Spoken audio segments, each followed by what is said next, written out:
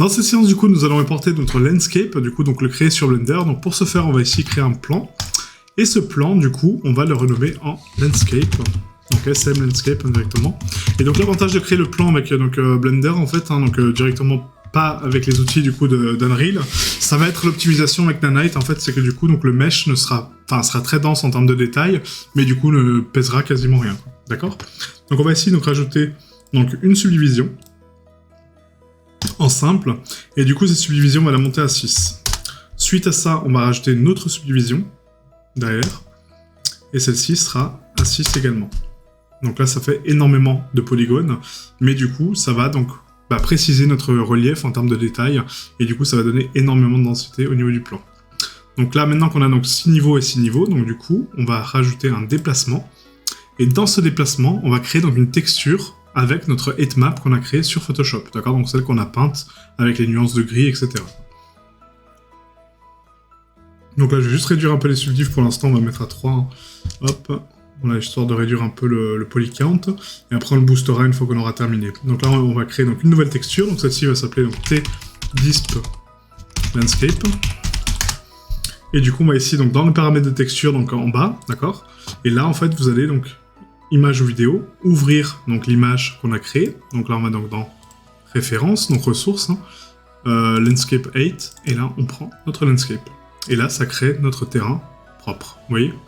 Donc là, on a juste 2-3 petits réglages à mettre au niveau des paramètres UV. Donc là, si on va ici au niveau du placement, donc on va le mettre en alpha. La texture, on va la mettre en no color. On va enlever donc le half float précision pour avoir donc toutes les valeurs propres. Et ici, on va tronquer.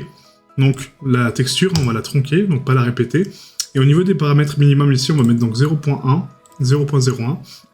Et au maximum, on va mettre moins 0.01. Donc du coup, ça donne 0.99 et 0.99 sur Y. Pour ne pas avoir donc de plan autre que notre landscape, d'accord ? Et là, maintenant, on va donc régler la taille, parce que là, donc, le landscape est vraiment très haut. Donc ici, pour la taille, on va donc directement dans Force, et on va la mettre à peu près à 0.5. Voilà, donc là je pense que c'est pas trop mal, c'est limite un peu trop. On va mettre à 0.3. Voilà, 0.3, ça me paraît pas mal. Et vous voyez en fait, donc là, toutes les nuances de courbes qu'on a données, du coup, me donnent mon relief propre. Parfait. Donc maintenant, on va appliquer donc, les subdives en fait. Donc là, je pense que le niveau 3, c'est largement suffisant en termes de polygones. Hein. Ouais, largement. On peut aller peut-être monter à 4, histoire de. Pour vraiment le booster davantage. On va faire un Q. Autolissage normal pondéré. Voilà, et là on va appliquer donc la subdiv donc niveau 1. On va appliquer donc l'autre subdiv, donc avec CTRL 1. Voilà, on va appliquer notre déplacement. Là on va mettre donc à 100% au niveau des normales pondérées. Et juste avant les normales pondérées, en fait, on va pas les mettre tout de suite. On va juste essayer de mettre un autre déplacement dessus. Pour voir si on peut donc rajouter un tout petit peu plus de micro-détails au niveau du landscape pour donner un petit peu plus de nuances, d'accord ? Donc ça c'est vraiment personnel. Donc je suis pas sûr que ça marchera parce que du coup là en termes de texture on n'est pas forcément bon. Donc là si on crée de nouvelles textures et que du coup ici dans les paramètres on va donc dans nuage. Voilà, je pense que ça va détruire toutes les valeurs qu'on a mises. Ouais, je pense pas qu'on puisse faire ça comme ça. Non, on va mettre en bump, c'est pas grave. On générera une bump directement dessus, quoi. Donc c'est pas grave, donc là tac, on va supprimer donc, le displacement, et là on a notre terrain parfaitement propre. Donc après en sculpting, donc l'avantage c'est qu'on peut corriger quelques petits bugs qu'on a donc, créés en peignant, hein. Donc là dans sculpture, ici on peut donc faire un shift-clic pour lisser un petit peu la géométrie et sculpter davantage nos choses. Donc si jamais vos chemins sont pas assez propres et que vos valeurs sont pas assez, assez homogènes, du coup n'hésitez pas à lisser un petit peu la géométrie, vous voyez avec shift-clic, pour donc adoucir un peu les coins, ou sinon rajouter un peu de détail avec le clay build, hein, donc ici avec les bandes d'argile, excusez-moi, et du coup vous allez peindre ici donc du détail, et après le lisser, pour rajouter des petites dunes, des petites choses comme ça, d'accord ? Pour ma part je vais le laisser comme ça, hein, parce qu'il est très bien comme ça, mais si vous voulez le modifier, vous pouvez. Ok ? Donc là on a bien donc, nos chemins, d'accord ? Avec voilà, donc pas mal d'espace hein, pour nos personnages, l'espace de la maison qui est ici.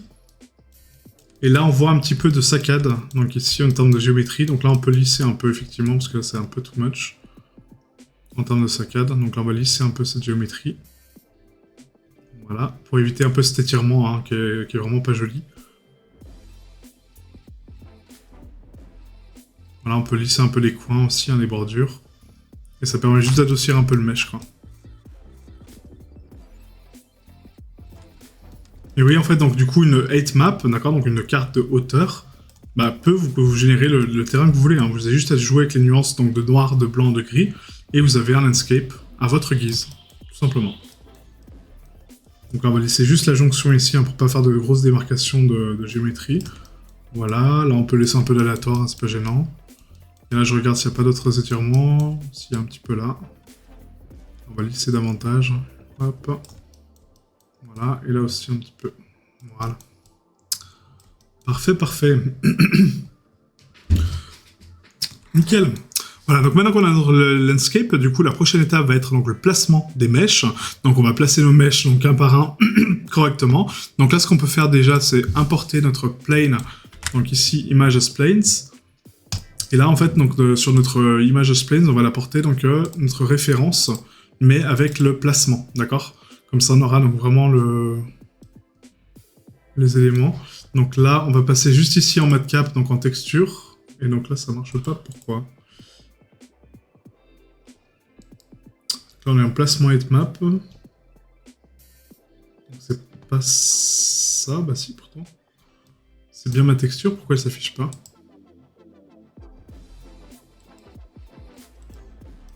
Alors elle s'affiche pas parce que je suis bien en placement 8 map, oui. C'est comme s'il y avait de l'alpha. Ah oui d'accord, donc il l'a connecté en alpha aussi. Donc là on va le déconnecter ici, voilà. Et je pense qu'en fait, notre carte, ici, on a... Ah ouais, c'est le PSD. Donc là, le PSD, il faut pas l'importer. En fait, on va donc supprimer la carte ici. Et je sais pas si je l'ai sauvegardé normalement. Plan de placement en PSD. Référence, plan de placement, voilà, en JPEG, ouais, c'est celui-là qu'on veut. Donc RX 90. En négatif. On le place sur la gauche. Là, on fait un scale 2 hein, pour avoir donc le même scale. GX, hop, et là on est bon. Donc là le but c'est pas donc en termes de scale, hein, d'accord, donc du coup la taille on l'adaptera par la suite. Là le but c'est d'adapter donc les mèches au plan qu'on a ici, d'accord, donc on a le plan de référence, donc là on sait qu'on a le placement de la maison, on a les parcours des personnages au niveau des chemins, on a ensuite donc les trees, d'accord, donc les trees un peu creepy, un peu cool. Là on a donc les racines. Le A c'est les assets, d'accord, donc là ça va être les tombes, les lampadaires, etc. Et du coup, le but, c'est de placer un petit peu tous les éléments comme ça. Donc là, par exemple, en haut de la colline, à gauche, on aura donc notre caveau, ici. Après, on aura des arbres tout autour, hein, pour cacher un peu dans la forêt. Là, on aura pas mal d'assets ici aussi au niveau de cette structure. Voilà. Et du coup, on va agencer notre terrain tranquillement.